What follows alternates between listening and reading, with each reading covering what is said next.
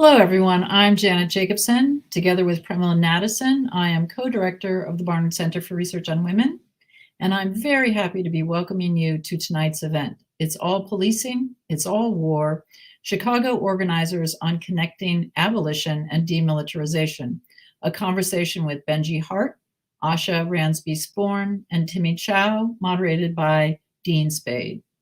Tonight's event is part of a series of conversations organized in collaboration with Dean Spade on topics related to abolition, mutual aid, and transformative justice. Sophie Kreitzberg will drop links to a few of the most recent events and projects, including survival and mobilization, mutual aid in migrant justice struggles, as well as the Building Capacity for Mutual Aid Groups workshop series. I also wanted to let folks know about a related event taking place on Thursday, April 27th. The Interrupting Criminalization and Project NIA are organizing a new event in their Building Your Abolitionist Toolbox, Everyday Resources for a Punishment-Free World series. Thursday's event will be on abolishing policing and militarism on campuses. Check the YouTube chat for the link to register. Before we get started with tonight's event, I want to offer a few notes of acknowledgement, thanks, and some accessibility information. First, a land acknowledgement.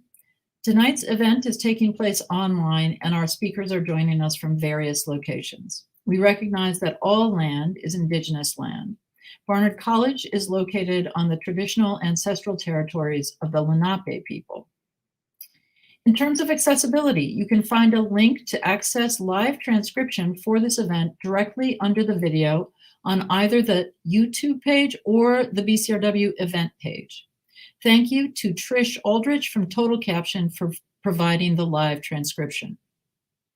Our ASL interpreters for tonight's event are Jenny Blake and Sophia Irelda from COCO, Language Advocacy and Consulting. Thank you for providing this essential service. We are planning for tonight's conversation to take place for 1.5 hours, ending around 8:30 Eastern Time, 7:30 Central, 5:30 Pacific. If you have questions for any of the speakers, you can type the question into the YouTube chat. We will be collecting any questions there for the Q&A that will take place toward the end of the event. This event is made possible by the Patricia Wismer Professorship in Gender and Diversity at Seattle University. Special thanks to Natasha Martin and Teresa Ehrenfeit at Seattle University. I would also like to thank my colleagues at BCRW for all of their work, always, all the time, including Premilla Naddison, as well as Sophie Kreitzberg, Hope Dector, Pamela Phillips, Avi Cummings, and Miriam Neptune. So I think it's time to get started. I am very happy to welcome Dean Spade as the moderator of tonight's discussion and thank Dean for this entire series of projects that we have done with the Patricia Wismer Professorship. In addition to being a longtime collaborator with BCRW, Dean is the author of Mutual Aid, Building Solidarity During This Crisis and the Next. And Dean has been working in movements to build queer and trans liberation based in racial and economic justice for the past 2 decades. Welcome, Dean. Thanks, Janet. I'm really excited about this last event in our series. Very, very grateful to everyone at BCRW for all the work on this series and to the captioner and interpreters tonight. And I just want to lift up that event that Janet mentioned, like another event this week about this overlap between abolition and anti-militarism work. I'm hoping everyone caught that link and will attend that by our dear collaborators at Interrupting Criminalization and Dissenters. That's going to be a really amazing conversation that I think has, profound connections to the one that we are building tonight.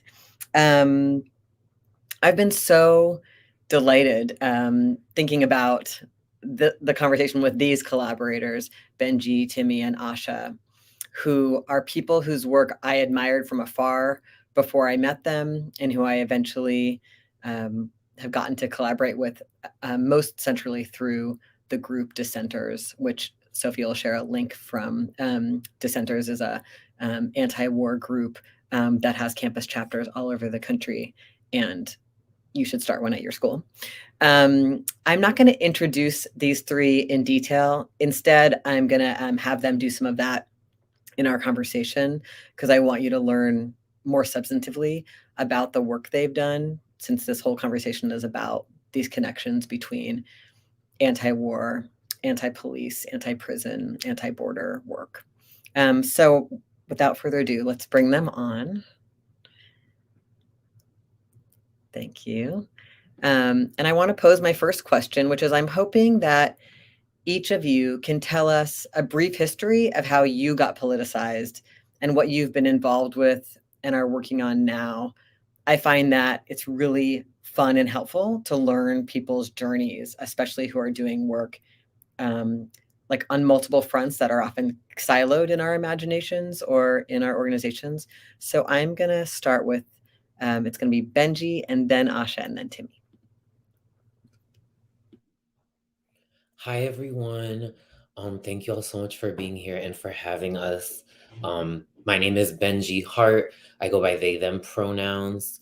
I'm a light-skinned Black femme with a beard and short Black hair. And I have a white wall behind me and a like Black couch and a Black t-shirt that says BYC on it. I am originally from Amherst, Massachusetts, but I've been living now in Chicago for almost 11 years and organizing a lot of that time with born and raised long-term folks and organizations here in the city, here in Chicago.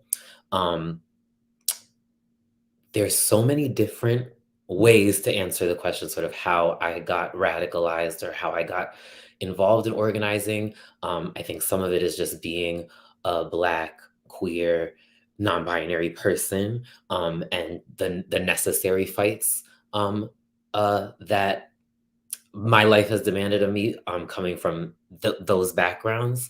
But at the same time, I think being very light-skinned, being middle class, and originally from the burbs, there was so much about policing and militarization in general that I had to learn from other folks because I was not being the person that I am and growing up where I grew up, the direct recipient of a lot of those systems and their violence. And so for me, definitely a very important sort of radicalizing moment in my life was the first time I got arrested, which was when I was staying with friends of mine in the Bronx.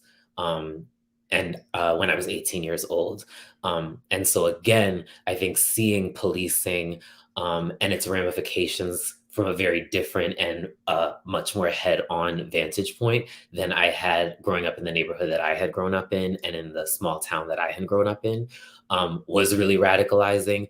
And also because I come from a police family and in my extended family, specifically on the Black side of my family, there are a lot of folks who are police officers and former police officers, a lot of folks who are veterans and former members of the military.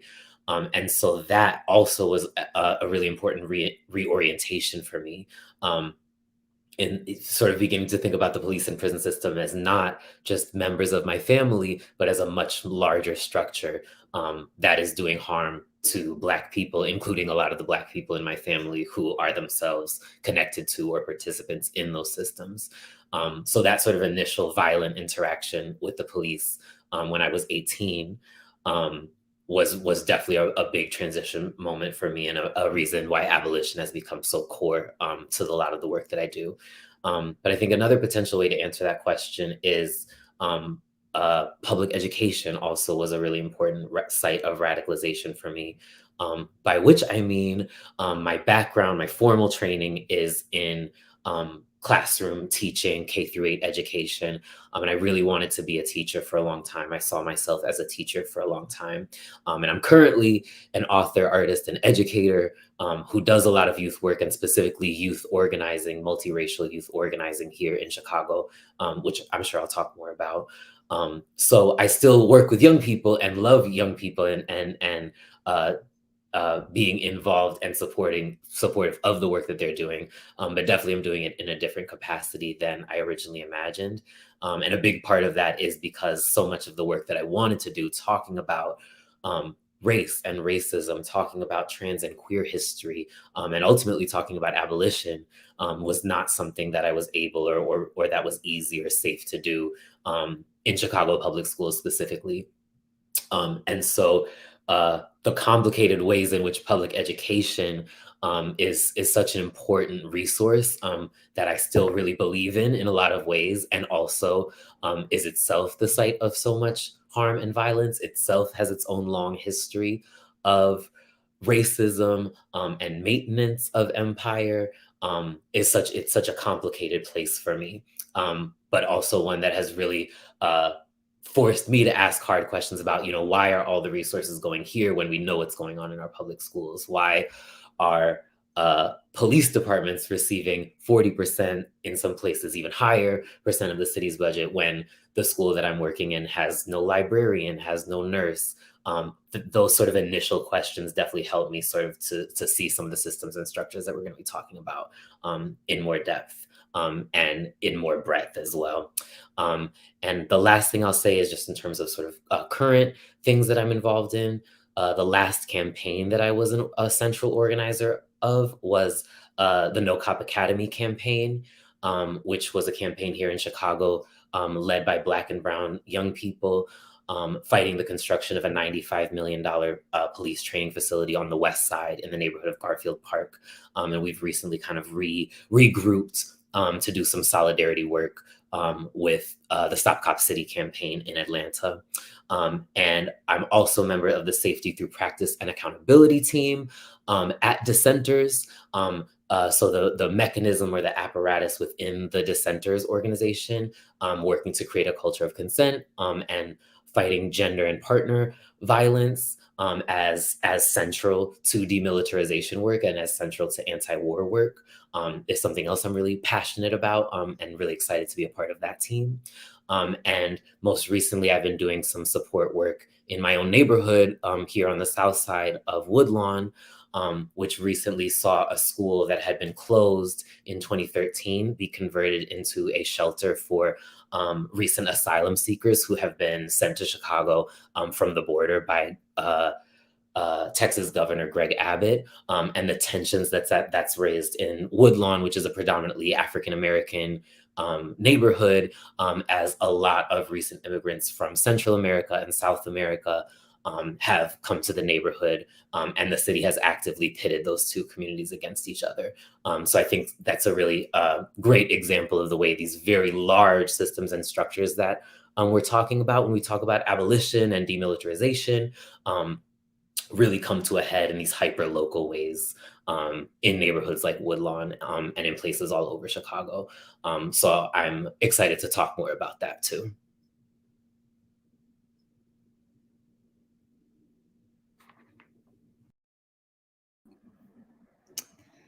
Hi, everyone. Excited for this conversation and to be here alongside Dean and Benji and Timmy, folks I've had the great pleasure to collaborate with. So similarly, to tell a little bit of a history of how I got involved in this type of work and what politicized me. I grew up in the Chicago area and was involved in our city's youth arts programming, particularly some programs around poetry and spoken word. And it really was that space where young people, teenagers, high school students were coming together to read and write and tell stories through which we were making sense of our experiences of being mostly young Black and Brown folks, understanding how race was working in our city, our education system, and just generally the systems that we lived under. And, it wasn't an organizing or a movement space, but it was very much political, in a space where I, as a young person, feel like I found my voice and experienced being a part of like a big collective that was changing a narrative about who we were and what Chicago was. And so that was a really formative experience for me. that kind of led me to want to get involved in making some type of difference, in kind of applying these ideas I was piecing together with my peers as a young person once I got to college. And so as a college student, I went to Columbia. I got involved in a group called Students Against Mass Incarceration. And me and my peers were seeing the way that our university was collaborating with the police department, with the NYPD, to really criminalize young people who are our age in West Harlem, and playing this role of kind of enforcing a border between the university and the broader community. And we understood that to be happening in the process of trying to make way for gentrification efforts, for the expansion of the university. And, I think that is sort of seeing that happen in the neighborhood where I was going to school as a young person is where I started to form some ideas of like what borders meant, what policing was there to do, and what like empire was and what it meant for an institution or, some structure with a lot of power to like own a lot of land and try to control what was happening on it. And so the first kind of organizing campaign I got involved in was me and some of the other students, a part of that group, we did some research. We found out that our school was invested in the private prison industry, and we launched a campaign to get our school to divest. And the school was invested in CCA, which was the first and largest private prison company in the US that also owns and operates a number of immigrant detention centers. And then G4S, which is known for producing surveillance technology that's used in prisons in the US, and also managing and operating a lot of the checkpoints in occupied Palestine. And so those are some of my like formative experiences as a student, understanding how all of these different systems were at play, just like in the immediate space of the university where I was going to school, and trying to figure out, okay, as a student, what are some like demands we can make on an institution to try to make some impact on that, and call attention to these issues where we're at. So that's a little bit about how I first entered movement. From there, after the murder of Trayvon Martin, was a part of co-founding something called BYP 100, which is a Black youth-led organizing group with chapters all over the country that are organizing around policing issues. And that's kind of where a lot of my organizing has lived, is, Black-led organizing around policing here in the US. But I think that plays an important role in a kind of internationalist struggle and an anti-imperialist struggle, which we'll talk about more. And so anyway, I was leader in that work, have done some local work around our police budget and launching a defund campaign that came out of the 2020 uprisings here in Chicago, have been a part of a fight for something called Treatment Not Trauma, which is calling on our city to create a non-police crisis response system for mental health. And that has been one fight, because creating that crisis response system is one of our demands, and the other is that our city reopens the public mental health centers that it shut down. And I think, again, we can get into this a little bit more, but really understanding how the way that in our current political landscape, institutions, local governments have really gutted like the public resources that we have access to, and how that plays in, how that part of our economy plays into what militarism and policing looks like for our folks. And yeah, all of those things like helped me make my way to Dissenters, where I got to serve as one of the co-directors of organizing for a couple of years up until this past January. And most recently have dipped my toes into some progressive electoral work and kind of taken a risk in getting behind a progressive candidate for mayor here in Chicago, Brandon Johnson, who, we just elected as mayor, and hope we can win some things under, and understand that will be complicated, and understand that it's very much because of our movement, because of young people, because of Black voters that he got there. And and kind of in the space of figuring out, okay, what does it look like to win on our issues, and for movement to try to, have a little bit of power to reshape how things are here in Chicago.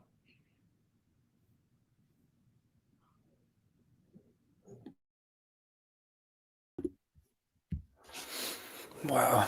I'm so honored to be able to have the space to talk and discuss and deliberate with some really close comrades and collaborators of mine. So thank you, Dean. Thank you, Barnard. And I'm really happy to be here. And yeah, my name is Timmy Chow. My pronouns are he, him, his.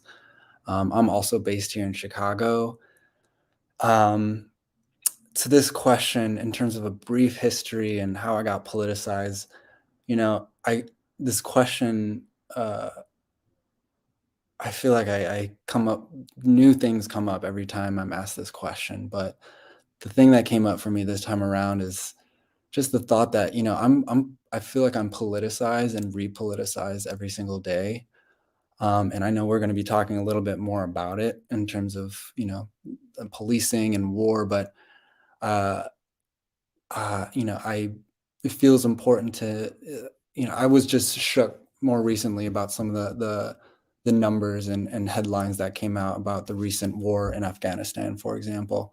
Over 500,000 civilians killed in that war, right? And the amount of money that this country has spent on war, not just in Afghanistan, but across the Middle East, is just unbelievable. And I start with that just because I think of this question of like what politicized me. And I think, sure, there's some flashpoints, which I'll say in a second. But I think for me, it's a constant process of just bearing witness and to the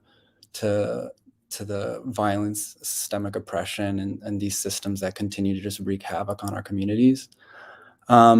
But I will say, I'm based here in Chicago. I was born in the city and then kind of moved around a bunch. Did a brief stint in Wisconsin, and actually, so I was born in 1993. My mom was a Vietnamese immigrant, and she immigrated here in 1992. And so I think in terms of some, pieces that really politicize me, it's kind of a weird process when I kind of reflect back on it because, growing up as a young person, I when I got old enough to start asking my mom about her life and her childhood, because I knew she grew up as a child during the Vietnam War, in the thick of it, right? And so whenever I would ask, I didn't get too much, but I would get little bits and pieces here and there from her of, hearing bombs going off in her neighborhood, sirens, hearing machine gun, growing up, walking to school with the sound of machine guns behind her. So I got little snippets of those stories from her, and they felt so foreign to me. Like I just couldn't imagine kind of growing up in a war zone. And then also, like a lot of, immigrant families and my grandma, my mom's mom, also lived with us for a long time, and she would babysit me and my little brother. And something that we would do often is when I was, she would try to make us take naps. She would tell us these stories of her life in Vietnam. So, and for her, she was an adult living through the war as well. And so I remember these vivid stories. At the time, I was a child, and they sounded like movies, but she would tell these just wild stories of having to evacuate their home, because of like ongoing conflict, machine guns, hearing B-52 bombers over their like flying over their homes. And it wasn't until later, so I moved back to the city proper for college, and towards the tail end of my college undergraduate experience is also when, as Asha mentioned, in 2012, Trayvon Martin was killed on my birthday in 2012, right? And so that was also a flashpoint moment for me where I was starting to grapple with how an instance of like white supremacist vigilante violence against a young Black person. And then it was also 2 years later that the Ferguson uprising takes place. And so that's when I started seeing the connections between the system of policing domestically, and or just seeing the gravity of how policing was impacting the role of it in the city of Chicago. And so I learned about an organization called We Charge Genocide that I also think Asha mentioned and was a part of, who was really making waves in terms of shining a light on the practices of the Chicago Police Department, the instances of police violence and harassment of young Black and brown Chicagoans, and through We Charge Genocide, I started I kind of just joined various campaigns. I was connected with, I met activists, artists, and other organizers. And through We Charge Genocide, I got connected to a group called the Chicago Torture Justice Memorials, and which was like a radical consortium of movement builders, fighting for reparations for the hundreds of Black and brown men and women who were tortured under former Chicago Police Commander John Burge. And it was through that work that I learned that many of the Chicago police officers responsible, including John Burge, were Vietnam War veterans. And that many of the torture tactics they were using against Black and brown people across Chicago were also developed and weaponized against Vietnamese people during their time as U.S. soldiers in the war. And so in terms of politicizing, right, I had this kind of weird, wild experience where all of those stories of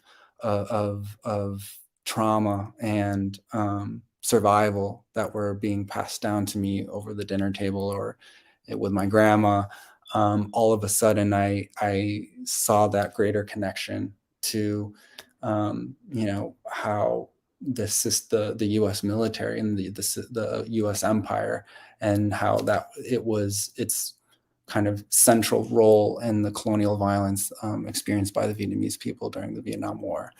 And that was a very kind of politicizing, moving experience for me, and directly informs the work I do now, right? So I'm on the advisory team of Dissenters, and really that came to being a group of us from various backgrounds. Some of us came out of the police and prison abolition movement, some from migrant environmental justice efforts, and others that were fighting for deeply in Palestine solidarity movement. We understood that the U.S. military was this kind of critical intersection of oppression, connecting our various kind of struggles.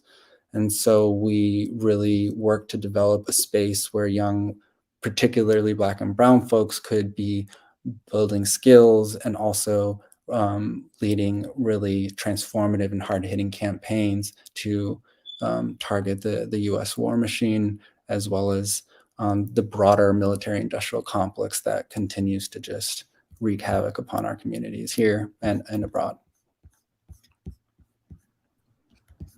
Thank you all for giving us kind of where you're coming from. I find it so useful to hear about the range of work you've done for thinking about the rest of this conversation. And I also notice, I think especially young people I work with and my students find it really helpful to hear people's trajectories of what stuff they tried and how they got involved, because it can be hard to enter social movement work. And so I really appreciate the generosity of your storytelling. My next question is one that Timmy was just really starting us to get into, which is awesome, which is acknowledging that you're all involved in work to abolish prisons and police and border enforcement here in the US. And you're also all involved in anti-war or demilitarization work. Can each of you talk about the connections between these two areas of struggle that I don't think are always discussed in the US context as connected? And let's this time go Asha, Timmy, and then Benji. Yeah, thanks for that question, Dean. And yeah, thanks Timmy and Benji for sharing your stories. I think, yeah, it's great to hear. So thinking about policing, militarism, various forms of state violence and force.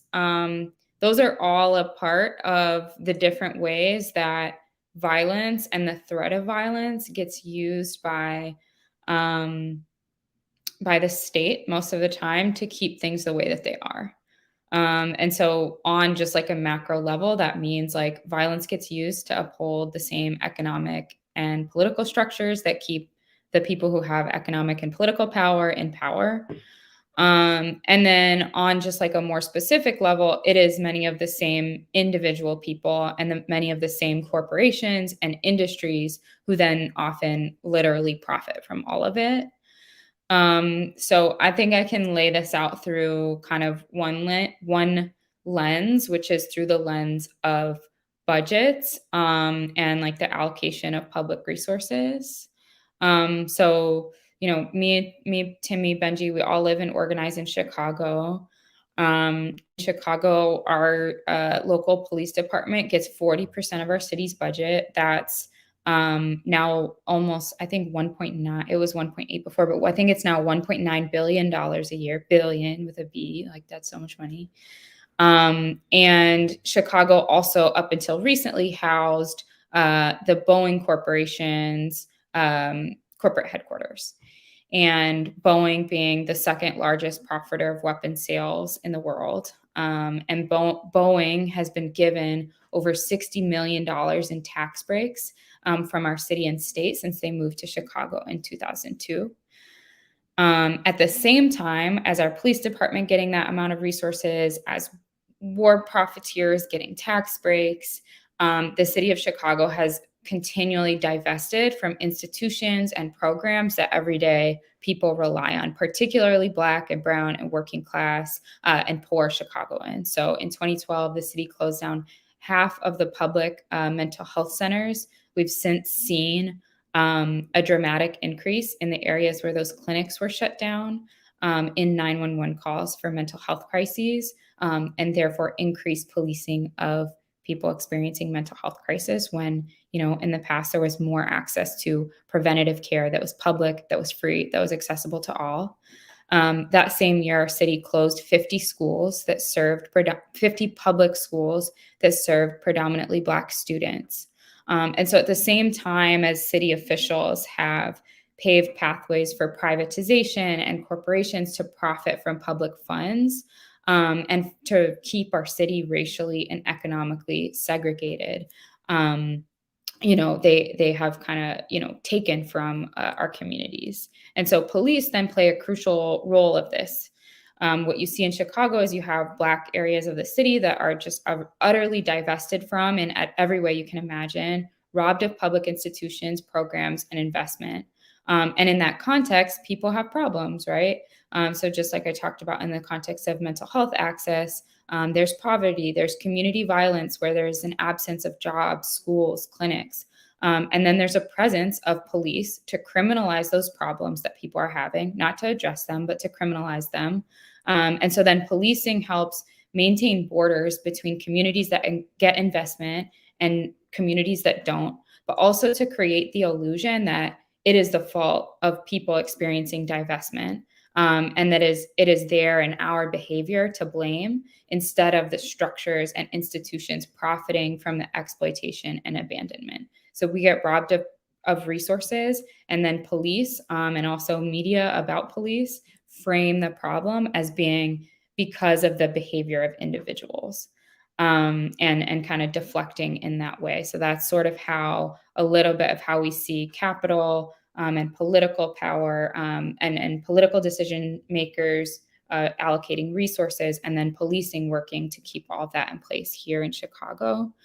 And then on a federal level, right, our military budget approaching $800 billion. Boeing, and I'm talking about Boeing because at Dissenters we campaign against Boeing a lot. So that's the example. Alone received $21 billion of public federal dollars in 2020 alone. Our military budget, right, could fund a massive federal jobs program. It could fund clean energy jobs. It could fund care jobs. And so there's all of these things that, you know, we get taught or told, particularly by neoliberal Democrats, that there's no money for. It wouldn't be good for the economy, for the things that our communities need. We get told there's no way to fund Medicare for all, or there's no way to fund to keep schools open in Black neighborhoods. But the reality is, right, that those are political choices that are being made about priorities. And then the investment in things like policing, in militarism, is because those structures of violence work to keep all of that in place. So we should absolutely not be accepting the idea that there's no money for the things that, you know, we're calling for. I think this is like a big part of where I see just like the intersections of our movements. We should absolutely not be accepting the idea that there's no money for Medicare for all when Amazon gets government contracts to build surveillance tech at the U.S.-Mexico border. It is, you know, not about how much money there is. Like I said, it's about priorities, and it's about a choice to prioritize keeping the folks that have a lot of money and political power to keep things that way, and then justify the violence of those systems. And so, thinking about the abolition of war and prisons and policing and militarism is about saying we can get rid of those systems of violence and punishment, and we can build up systems that invest in people. And the resources to do those things exist, and it's our collective responsibility to claim them.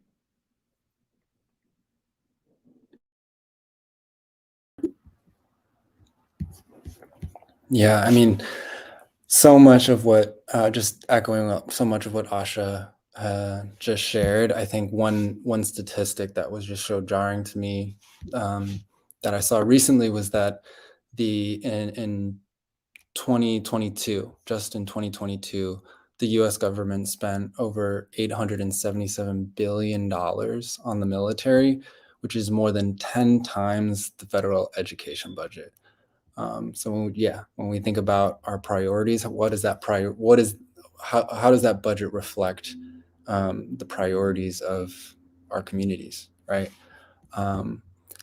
And yeah, so in terms of the connections between abolition and anti-war work and demilitarization, I mean, for us at Dissenters, right, you know, we understand U.S. militarism that encompasses the police, the military.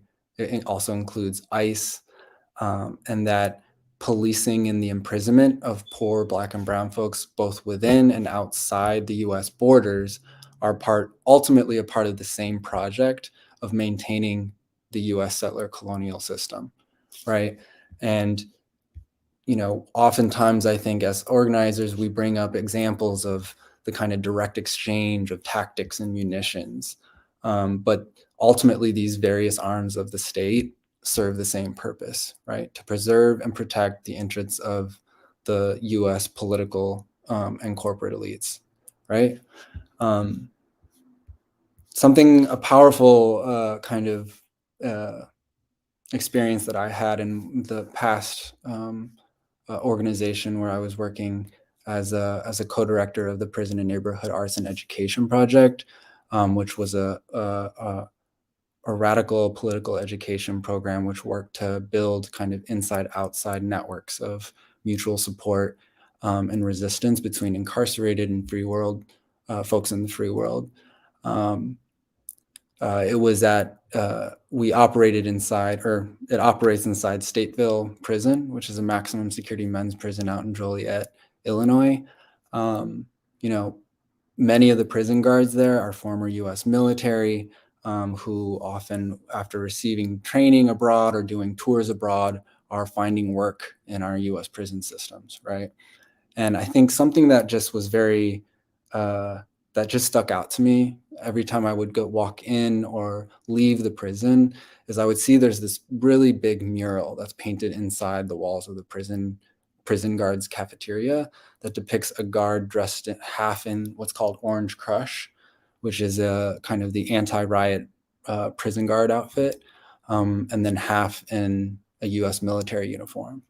So I think for me, you know, a part of our roles as advocates and organizers is getting real clear on how people understand who our opposition is, right, and who's on our side. And I think part of the challenge of connecting domestic and international abolitionist struggles is really getting clear on that. I think that mural reminds me that who and what that prison stands for in the state of Illinois illustrates just so clearly the theoretical but also material connection between the labor of a prison guard in central Illinois and the armed military guards manning, say, the gates of Guantanamo, right? And, you know, like containment and carceral systems have always been a modality of war, right? From the strategic hamlets that were used in Vietnam to destroy villages, to Japanese internment camps, right? The war on terror, the war on crime. You know, the U.S. is continually manufacturing these enemies to fill its prisons, right? And essentially, the military and prison industrial complexes, they both share the objectives of liquidating resistance and disappearing communities that it deems are excess, right, or surplus. And so, you know, it really, abolition also gives us kind of a framework to understand how the U.S. prison system and then the war machine are essentially two pillars of the regime of U.S. empire. One other piece that I think a lot of abolitionists are also connecting into the broader anti-imperialist or anti-war struggle are the folks that are connecting the work of environmental justice and environmental racism to the struggle for abolition, right? And the struggle to abolish all forms of state violence, understanding how the kind of over pollution and in poor Black and brown neighborhoods is connected to these same questions of which communities are deemed disposable and which aren't. But a lot of folks are making that connection to the international and the military context and point out how the U.S. military is the world's largest polluter, right? Which makes a very strong case for, abolishing the military as our best shot for, mitigating climate change. But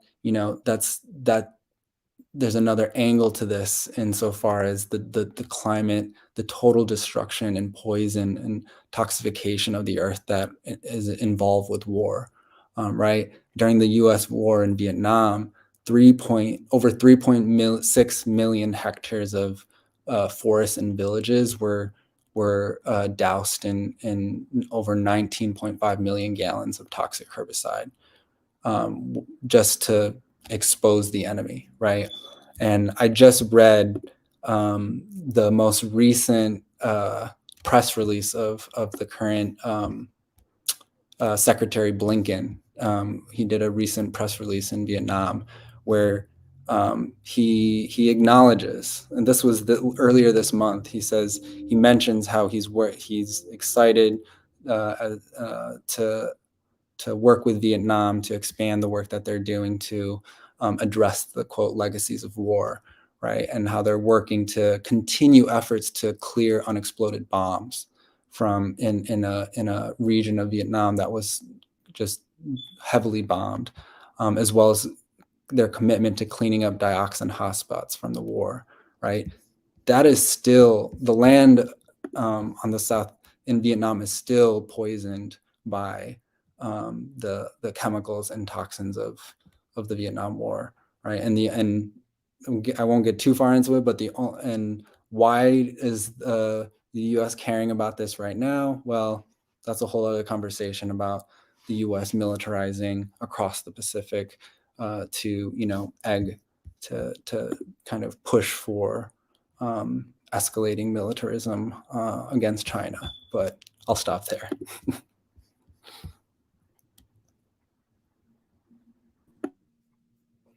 I wish we could all be on at the same time because I'm having all my little reactions while my friends are talking. But I don't have too much more to add because Asha and Timmy have already said it so plainly. But I think for me, I'm interested in this question because really what I think we're saying is that there isn't a difference between policing and militarization. There is not a difference. There is not a clear delineation between policing and militarization. But how does empire benefit? How do the systems and structures that we're talking about benefit from our belief that there is? And I think that is what often a lot of our work as organizers and as abolitionists ends up looking like and really being uh, based in is trying to help people see that these things are already connected and that our organizing has to be connected because the systems and structures that we're talking about resisting and ultimately abolishing are already connected, are already working together, are already essentially the same thing. And you know, the examples that other people have already given are great, and I want to underline that, you know, all the police officers in my family are all former military veterans as well, meaning that they went into these systems and structures first as military recruits and then later on as police officers, exactly like John Burge and exactly like the prison guards that Timmy was referring to. And so we see these systems and structures are always recruiting from the same populations, targeting the same populations for violence, protecting the same interests invested in by the same companies, corporations, and private bodies. There's so many overlaps to the point that we really have to talk about how they are actually the same, and actually doing the same work and functioning to protect the same interests wherever they're functioning. And I think especially in a city like Chicago that's so segregated, this is the challenge, is helping people see and understand the connections and why our organizing and our resistance work has to be connected. Many times when I'm working with brown organizers or majority brown organizations here in the city, we've had to have hard conversations about what it means to call for, demand the abolition of ICE, and then not have a clear stance on the abolition of the Chicago Police Department, not have a clear stance on the abolition of police and prisons. And what does it mean for us to be using the term abolition, which is great, to talk about the systems and structures that we perceive as targeting ourselves and targeting our communities, and then being reticent to use the same terms and to make the same demands when again we perceive a different system or a different structure as targeting someone else. In reality, we know they're all targeting us, and in reality, we know that ICE is disproportionately, you know, detaining and deporting Black immigrants. But the perception that ICE targets brown people and police target Black people, the perception that the military targets bad actors over there, and the police target bad actors domestically, terms like foreign and domestic, how those are really designed to make us see these systems and structures as doing fundamentally different work when in reality they're not. And how do we make that clearer, I think is really, again, the heart of a lot of the organizing that we're trying to do. And I think, again, you know, using Chicago as an example, conversations around gun control and gun violence. And so often you'll hear, you know, my neighborhood or, you know, this neighborhood on the South Side looks like a war zone. It looks like some other place, some foreign place. You know, my neighborhood shouldn't look like a war zone. When the question I think we should be asking is, you know, should anyone's neighborhood look like that? Should any community on the planet look like that? And rather than justifying someone else's neighborhood, someone else's community being surveilled, being militarized, being occupied, asking, should anyone's community look the way that my community does? And if I actually understand that my community is being occupied, my community is experiencing war, actually, that's not a metaphor, it's actually a very good description of what it's like to be a poor and working class person, even within the borders of the US, what it's like to be a Black or brown person living in a majority Black or brown community within the borders of the US. What does that tell us, again, about what solidarity with folks living under similar, if not identical, conditions in other parts of the world must be? And what does it tell us about what are the actual demands that we're trying to make? Is it about containing war somewhere else? Is it about containing surveillance, militarization, and occupation in the right place or in the right community, incarcerating the right people, deporting the right people? Or can we actually make the flip to see there's no right way to do this? And if I'm upset about it happening to me and the people I love and the community that I belong to, I should be upset seeing that and resisting it happening wherever it's happening. Thank you all. I mean, I just am so grateful for the richness of examples and like the clarity of what you're saying. I think this is just so useful. My next question is about internationalism. I'm curious if we could talk about internationalism in this work and how it relates to like what are considered domestic struggles or politics in the US. And these themes have already been surfacing. I'm curious to hear you speak to these themes and also to include the centrality of Black liberation to international struggles against capitalism and empire and what it means to organize through diaspora. And I'm going to go Timmy, Benji, Asha.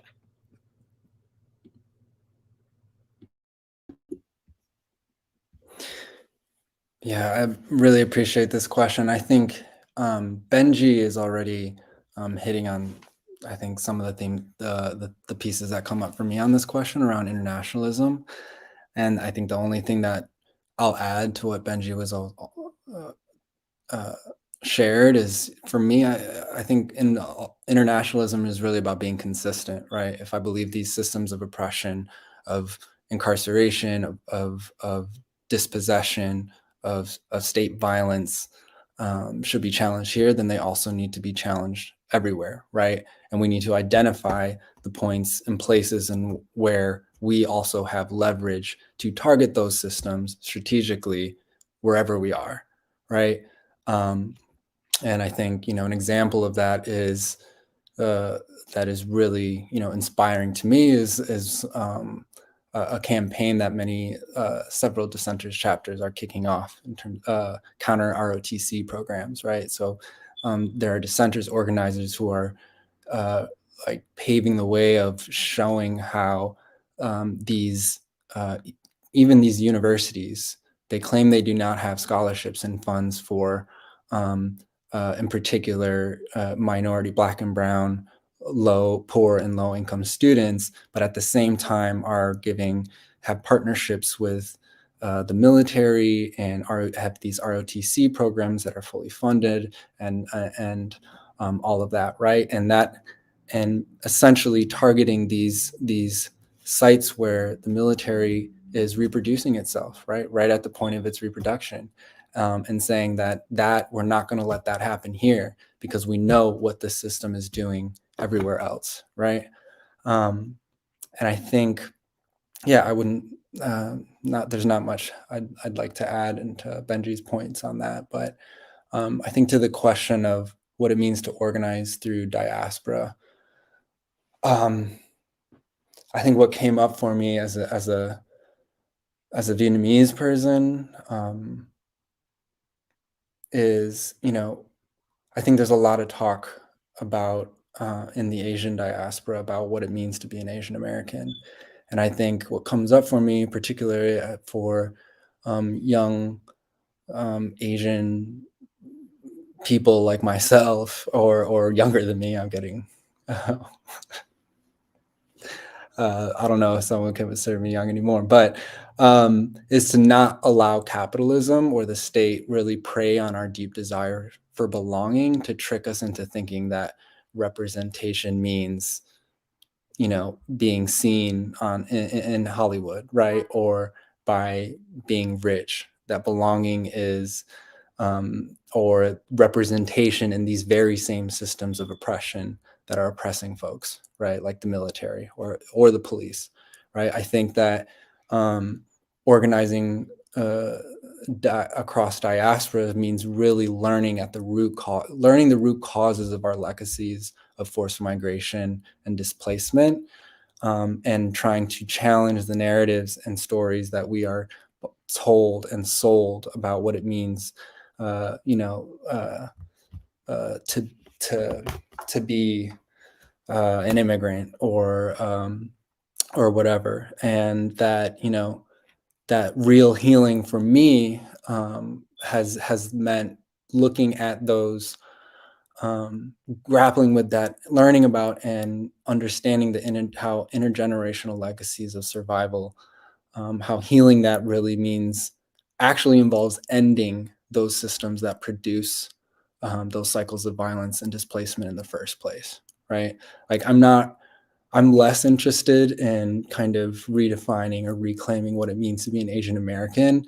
I'm more interested in stopping the US military from killing and colonizing Asian people across the Asian continent. Like that's what that means for me. And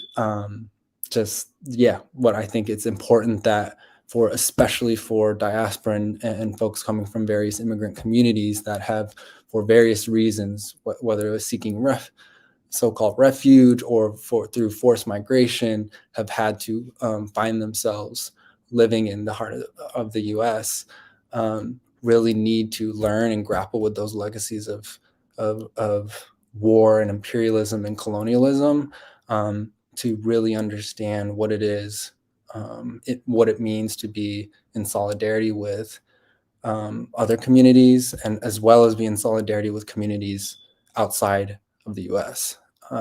Yeah.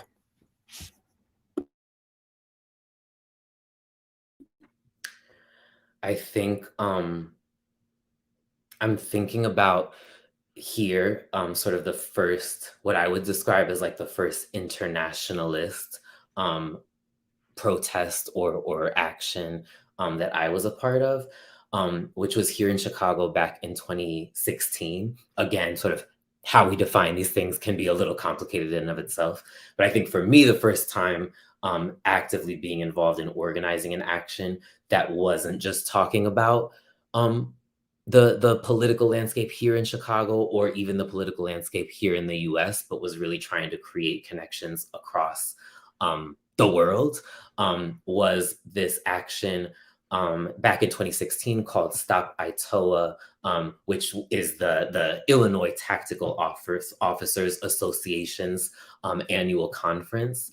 And in 2016, Sebastian Gorka was the guest speaker, and he's like a Trump advisor, particularly rabidly anti-Muslim, racist, who at the time was also promoting this book called Defeating Jihad, which was both extremely anti-Muslim and was also making these connections between uprisings happening in the US and people resisting US imperialism in the Middle East and in Palestine in particular.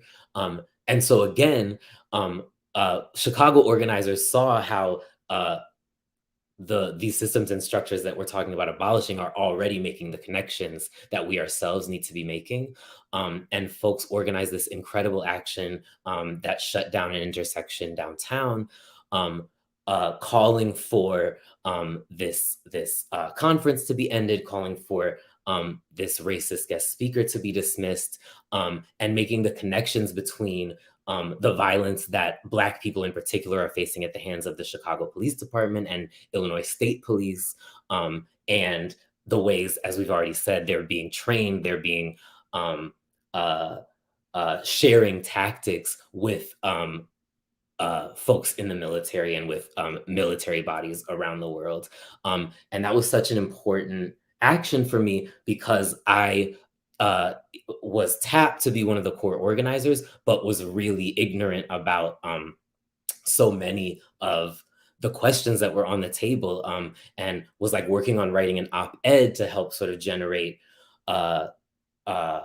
more buzz or more discussion about the action, and had to ask really ignorant questions of other core organizers about, like, what's the difference between anti-Muslim racism versus anti-Arab racism, and which communities are we talking about? Because even though they're using the term Muslim, we know that the tactics they're referring to are targeting people way beyond just any one religious group. And I had to ask like some really basic questions that the other organizers, particularly Palestinian organizers, particularly Muslim organizers, were really patient with me and really pushed me to help me see connections that I hadn't seen before. And I give that as an example of just how often we are intentionally lacking information, not the intention not being on our part, but the intention being sort of what information is made available to us. And even those of us in resistance are still sort of taught to see the system and structure that's directly in front of us as the primary target, and are discouraged from understanding all the sort of different tributaries that are feeding the target that's in front of us. And the segregation of a city like Chicago aids in that. And keeping communities from having conversations with each other aids in our fights staying separate, and aids in our lack of analysis in terms of being able to see how systems and structures are connected.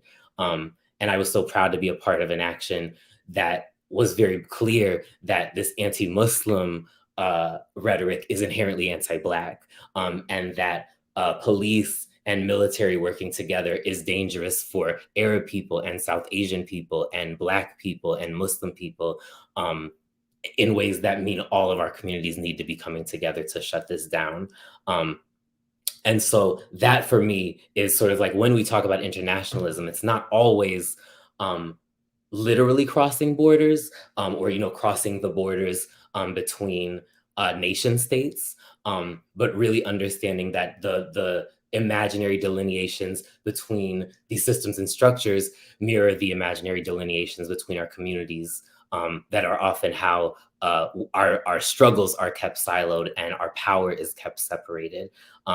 And the ways that centering Black folks in all of these conversations has actually helped sharpen sort of the internationalist lens of organizers here in Chicago, I think is really crucial. I think for me as a Black person and an African descended person, I think something I run into a lot is that sort of like Black identity politics is a uniquely US construction and not relevant or not applicable to other parts of the world and other struggles that are happening outside of the US, which I think both is failing to understand what Black resistance and Black organizing in the US is, where it's really coming from, and the forms that it's actually taking, but also fails to understand anti-Blackness as a global structure, and as a global phenomenon that aids empire everywhere around the globe, not just the US empire. And Kienge Yamada Taylor talks, I think, really beautifully about the ways that Black resistance is always internationalist, and that Black resistance in the US always poses a threat to the empire's global reach, precisely because whenever we tell Black history, whenever we center Black lives, Black stories, and Black struggles, we're undoing all the myths that empire, particularly the US empire, likes to tell about itself, and sort of the ways that the US positions itself as a global moral authority is inherently undermined every time Black struggles put on full display how brutal, how violent, how undemocratic the US nation state actually is, and the ways that internationalist struggles here in Chicago have consistently centered Black voices and Black lives, is something that I've learned so much from, and have been really proud to be a part of.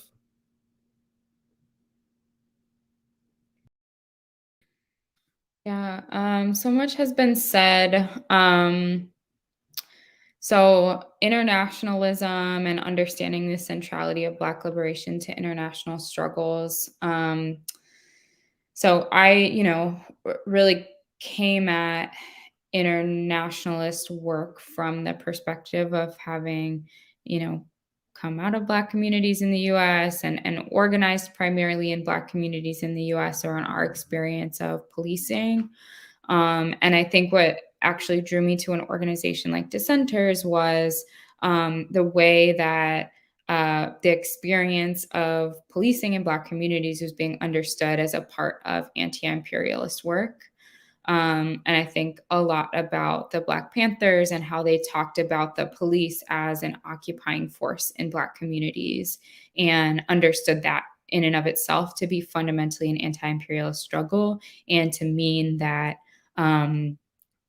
we have to be in solidarity with anti-imperialist struggles around the world, as we fight empire and racial capitalism and state violence as it shows up everywhere. So, I think understanding how anti-Blackness and race on a global scale help keep the, supremacy of capitalism on a global scale in place is really important. I think understanding how all of our then struggles are linked in that context is really important. And so then how anti-Blackness works, right, is with the idea, whether being said explicitly or implicitly, that Black people are somehow less human, less able to govern ourselves, less deserving of whatever the idea of citizenship affords people, that then justifies the use of militarized violence, of economic control, and all the other ways Black communities are not given the space we deserve for self-determination and self-governance. I think, thinking about what that looks like in terms of how we forge solidarity across the diaspora, that analysis of anti-Blackness, its role in upholding racial capitalism, allows us to look at how, in the US, Black folks, after being given, in some ways, like access to what we understand citizenship to mean in the US, the right to vote, the right to own property, things like that, on paper, but then, face barriers to actually doing so, and then seeing how financial institutions in the US have used things like predatory lending and redlining to have control over Black communities. I think you can draw a parallel to, in particular, the experience of Black Caribbeans who have a shared history of slavery, and then like a different type of political landscape as mostly like majority Black nations. But, even after winning like anti-imperialist national liberation struggles, then being impacted similarly by financial institutions like the World Bank and IMF that, exercise control over their economy and political systems, getting in the way of people having the ability to be self-determined or recognized in that way. And so those are like, I think, just some parallel examples of how anti-Blackness gets wielded specifically in the context of the economy to maintain control in a capitalist world order. And if we understand that those are the same forces at play by similar institutions with similar agendas in different places, we're stronger in our understanding of what's happening and stronger in our ability to connect, for our movements to support one another.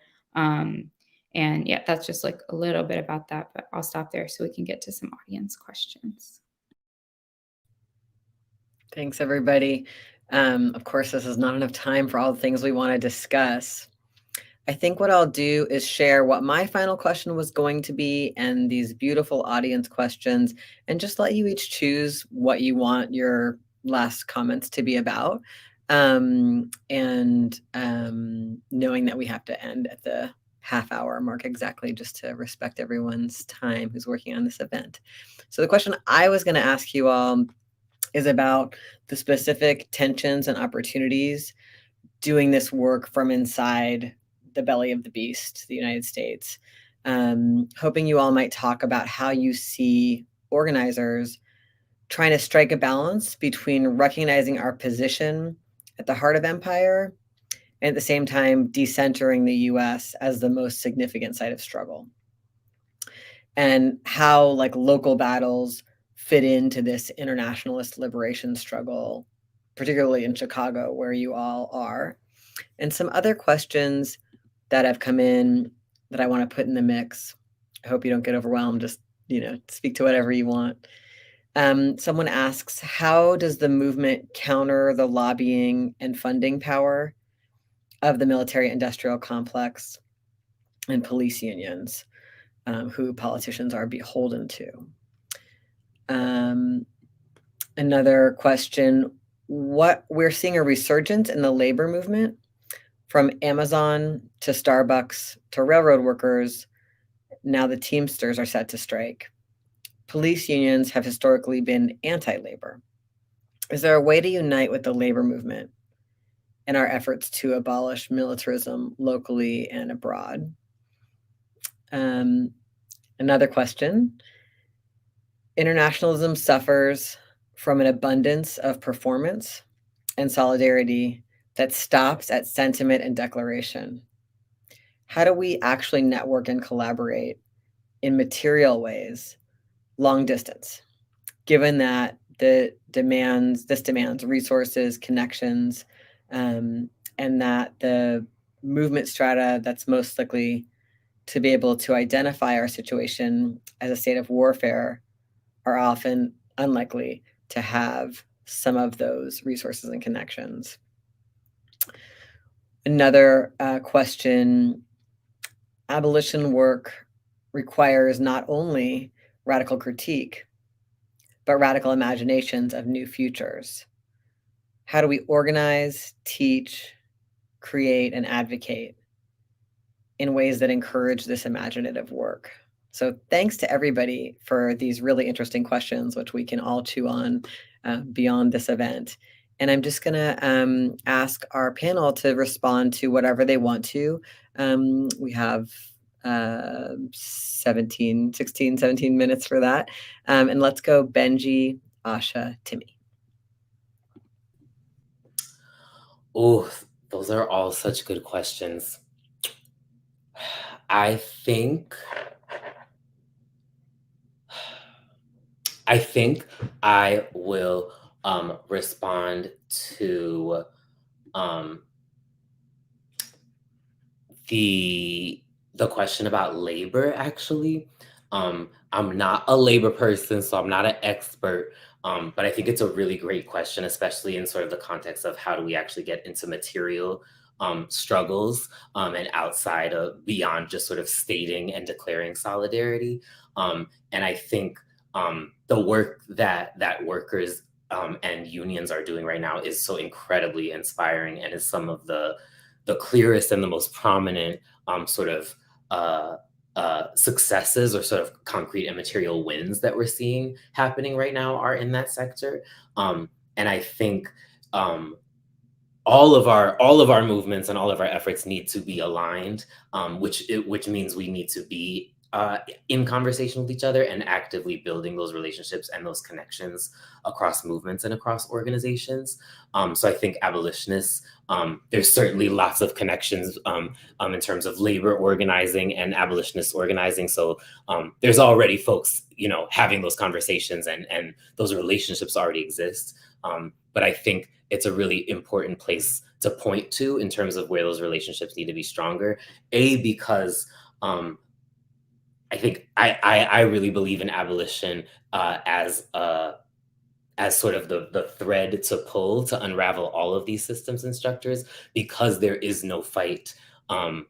There's no struggle currently happening that isn't either A, targeted by the police and prison system, or B, should be making demands, must be making demands that call for the removal of power and resources from the police and prison systems and military.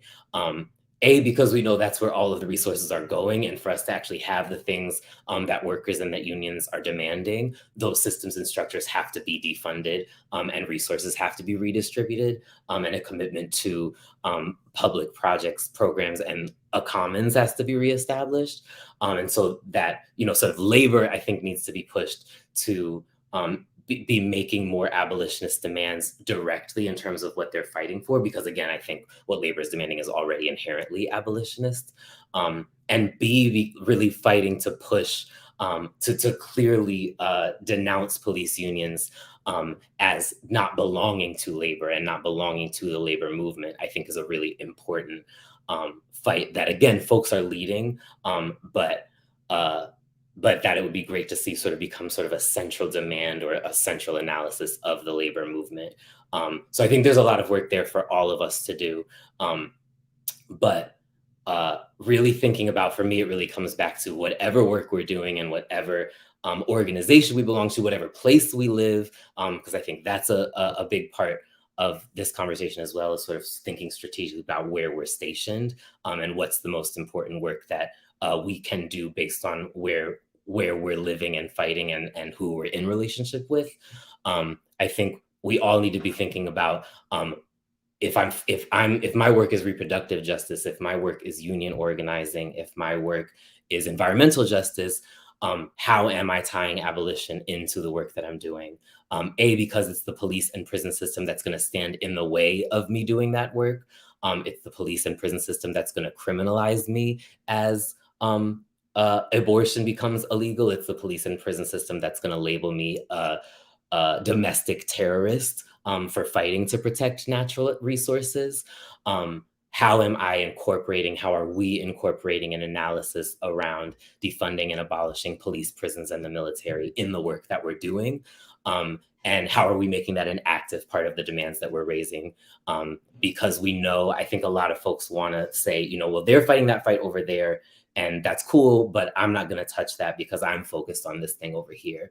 And I think abolition, demilitarization, anti-war work really shows us that that doesn't work. These systems and structures are working together, and so our demands have to also work together. Our demands also have to reinforce each other.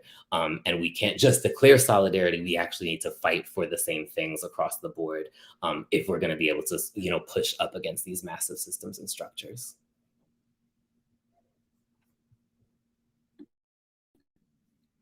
Yeah, I really appreciate everything Benji covered.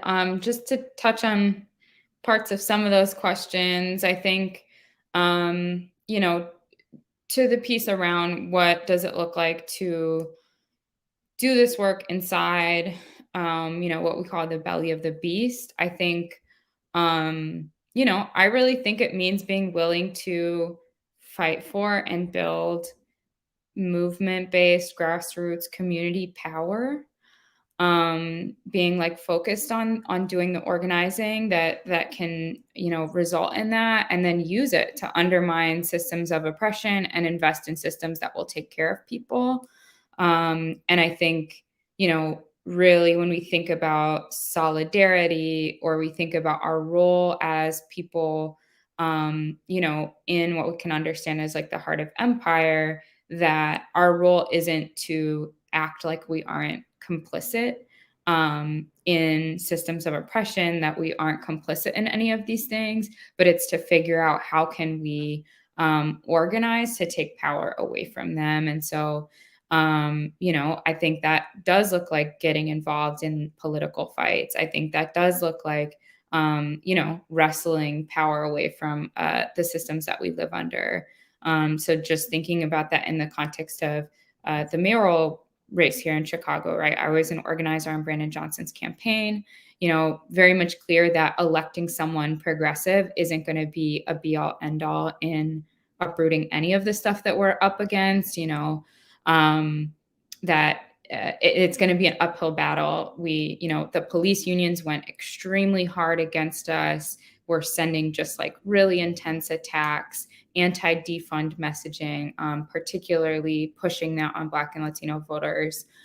Ken Griffin, a billionaire who just left Illinois, but who literally profits from the gun industry, backed our opponent, was putting a lot of money into that. We were outspent 2-1. So to the question of like, how do we kind of beat the police unions and beat lobbyists, I do think like sometimes we can just organize better than them, even if they have way more money than us, to influence, the outcome of elections or to lobby for specific policies. I think like really, we're able to organize and bring people together around issues that impact us, that people care about in a way that money can absolutely not buy. And so understanding, our ability to organize, I think the labor movement plays an incredibly, and labor unions play an incredibly important role in that. So really, I think the answer to that is the power of organizing. And then just structurally, police are not workers. They protect property and capital. And in a protest, whether it's the strike of a labor union or a protest against police violence or an anti-war protest, they are on the side of protecting capital, protecting political leaders, and not on the side of workers. And police unions are not functioning as unions. They're functioning as white supremacist organizations that are there to keep things the way things are. And I do think there are things we can advocate for that will reduce the power of war industry lobbyists and police unions. I think there's a lot that we can look at when it comes to campaign finance reform. What if we had publicly funded elections that meant that corporations, couldn't influence who has political power and the decisions they make in the way that is true? Obviously, that doesn't fix our whole political system, but it would have some type of impact and take some power away from them. And then also, if we're looking at local political landscapes and how we win power in them, fighting on a kind of defund agenda, getting folks in positions where they have power to shrink the number of people in police departments is how we start to shrink police unions. So I think it is both about kind of making police unions understood as socially toxic, they're not a part of the labor movement. We don't even need to be calling them the police unions. The FOP is functioning in a different way. It's about that narrative, so people understand that, so they are politically toxic. But also going after, a lot of police departments are having trouble recruiting people to become police officers. So they have vacancies, which are positions that are funded in the police department that are not filled, right? So I think that's a really strategic place for organizers locally to go after, get your city to cut those vacancies, and you're making a step towards shrinking your police department, which is also shrinking the police union, shrinking the power they have over our communities as police, but also then shrinking the political power that they have to lobby and push forward a kind of a militarized agenda. So those are just a couple of thoughts about that piece. And I really appreciate the question about lobbyists and police unions.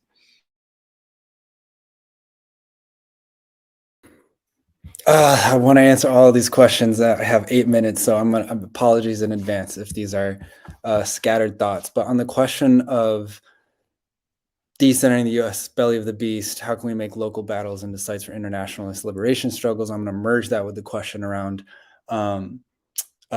what does real international solidarity mean materially, right? So I think, one, I think about the work of several Dissenters chapters and folks that have launched divest from death campaigns targeting weapons contractors, corporations, namely some of the 5 biggest weapons contractors: Raytheon, Lockheed Martin, Boeing, and a couple others, but I'm going quick, so can look up the others. But these were identified as targets, not, unconsequentially. These corporations, these weapon contractors are fueling and arming war and war zones and conflicts all across the world, right? These are the same corporations that are arming